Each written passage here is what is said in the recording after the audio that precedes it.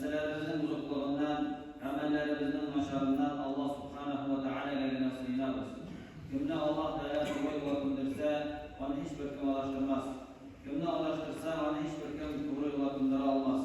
Şahidlik verən, Allah'tan başqa heç bir ilah, ibadet qılına turğan, babına turğan zat yox, yalğız onun dindəşi yox. Həm şahidlik verən Muhammed sallallahu aleyhi ve sellem onun qulu həmçisi.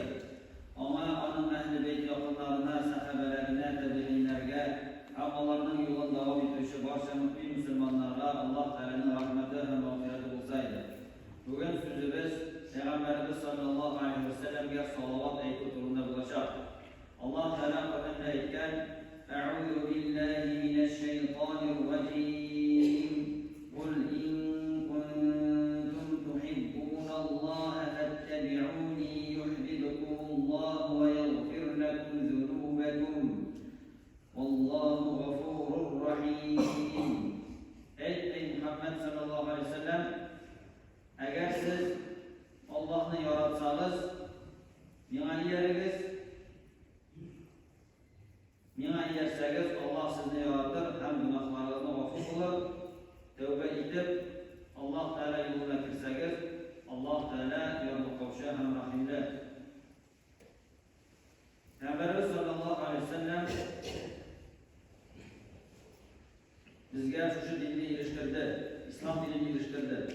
Hem bizden, onun ümmetinden bulduğumuz, indi Allah Teala'nın bizge vergen zor nimetlerinin en doğrusu deb aytırga bolar.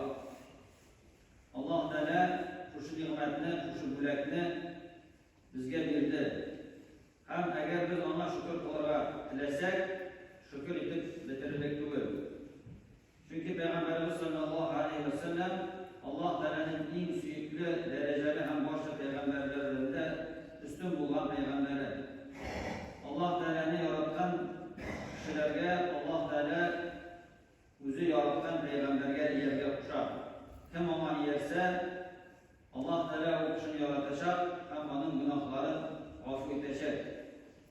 Allah Teala Peygamberimiz sallallahu aleyhi ve sellem'in yarattığın hem onun derecesini kursetmişi başka bir ayette aytken: İnna Allah ve melaiketehu yusallun alen nebi ya eyyühellezine amenu sallu aleyhi ve sellimu teslima. Allah Teala özü hem ferişteler Peygamber sallallahu aleyhi ve sellem'e salavat eyteler. Ey iman getirişiler, sizler Peygamber'e salavat eytiniz hem selam eytiniz deyip Allah Teala eyter.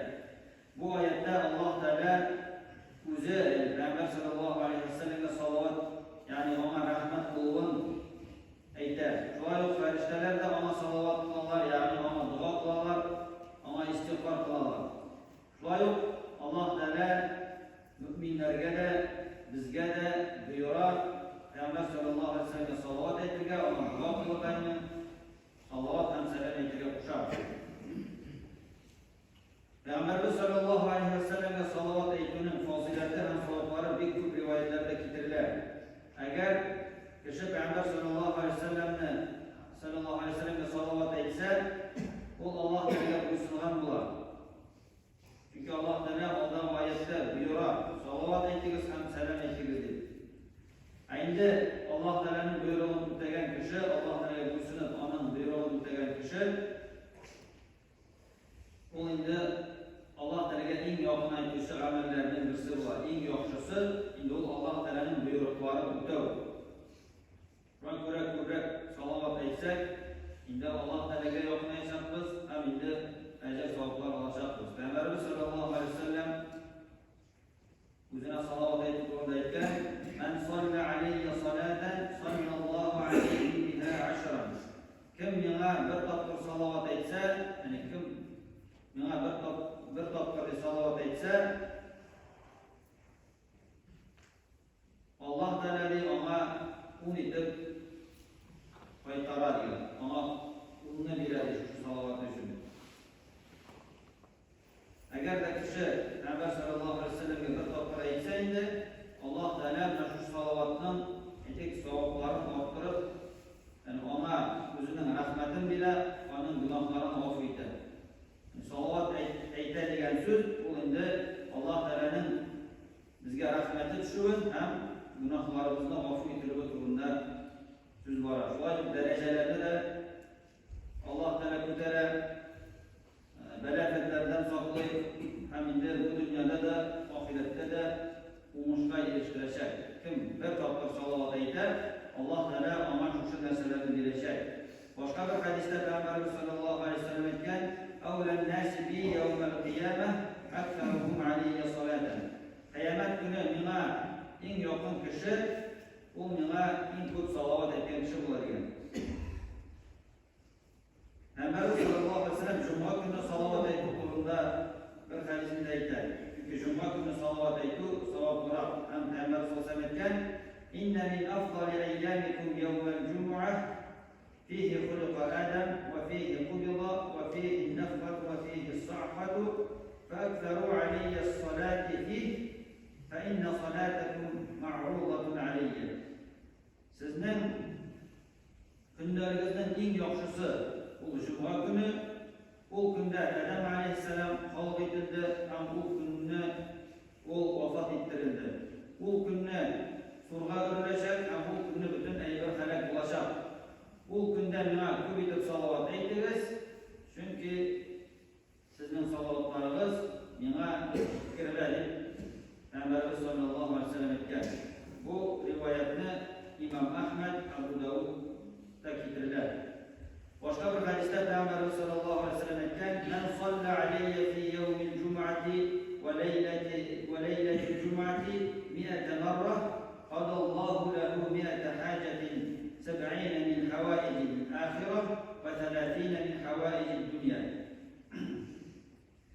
Kim menga juma kunni yoki jumaning tunida 100 martaba salovat aytsa-di, Alloh taolo uning 100 hajatini o'taydi. 70 onun oxirat hajatlari, 30 bu dunyo hajatlari degan. Shoir Payg'ambarimiz sollallohu alayhi vasallam aytgan: "Man salla alayya yawmal jum'ati 80 marra ghafara Allahu lahu dhunuba 80 'aman." Kim menga juma kuni 80 topqir salovat aytsa, Alloh taolo uning 80 yillik gunohlarini afv etadi degan. Muhammad sallallohu alayhi vasallam Alloh taolaning eng suyukli bandasi. U islomni olib kelgan, ham bizga to'g'ri yo'lni ko'rsatgan. Ham shu sababli biz bu dunyoda va oxiratda da baxtli bo'lashimiz, ham o'ngishga erishamiz. Ondan yiroq bo'lishi kishi Alloh taoladan yiroq bo'ladi. Müslüman Allah'ın elçisi sallallahu aleyhi ve sellem'in bütün narsadan da, bütün kişilerden de nafrat yaratılır deyiş. Çünkü Peygamberimiz sallallahu aleyhi ve sellem etken, sizin birinizde dolu imanını bulmayacak, hatta meni özünün malından, balalarından, hem başka kişilerden de nafrat yaratkan şey diyen. Salavat aytu Allah'ın elçisi sallallahu aleyhi ve sellem'in yaratımının bilgisi bulup durar. Eğer de kişi Peygamber sallallahu aleyhi ve sellem yaratsa, kıyamet gününde o onun bilen birge bulaşar. Peygamberimiz sallallahu aleyhi ve sellem etken, "El-mer'u ma'a men ahabbe." Kişi de yaratkanı bilen bulaşar diyen. Peygamber sallallahu aleyhi ve sellem'ni yaratkan Müslüman imanın temin tadı yaşar. Çünkü Peygamber sallallahu aleyhi ve sellem etken, "Selâtun men kunne fihi vecede bihinne halâvetel iman." Kimde de üç türlü sıfat olsa, o da imanın temin tadı yaşar diyen. Hem etken, "Men kânallâhu ve rasûluhu ahabbe ileyhi mimme sivâhuma." Kimde Allah'ını hem onun elçisin başka narsalardan da nefret yaratsa diyen. Ve en yahibbel mar'a la yuhibbuhu illa lillah. Hem o bir kişini yaratsa di, hem o yaratığı Allah rızalığı için gönedi. Allah rızalığı için gönedi o kişini yaratsa di. İmanın temin tadı yaşadı. Hem üçüncü sıfat, ve en yekraha en ya'ude fil kufri ba'da en enqadahu Allahu min. Kema yekra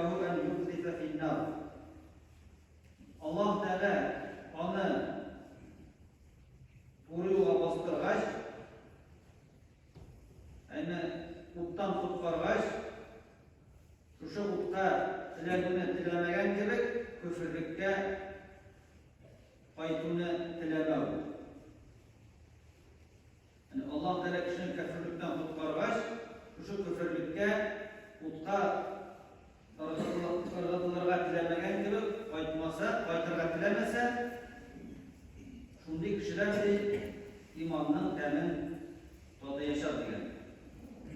Hem ko'rganimizcha mana shu üç sifat bo'lsa kishida u endi imonning ta'min tadı yaşar.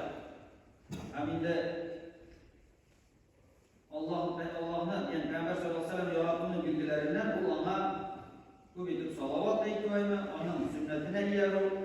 Eğer kişi şu sıfatların özünde bulursa, endi Allah Teala her vakit kişi salavat aytsaymi, Peygamber sallallahu aleyhi ve sellem'e yakın bulurga tilasaymi, ona yerse Allah Teala endi ona özünün rahmetin birer, günahlarını g'afur eter, derecelerde ko'tarar.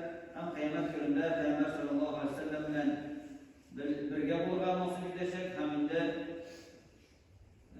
bu dünyada da ahirette de kişi baxtli bo'lacak, hem endi imanning ta'min tadı yaşar. Hem bir ko'p boshqa ne'matlar kişiye Allah Teala verecek. Allah Teala barchalarımızga da gerekli faydalı ilimler alıp, şu ilimlerle amel kılıp,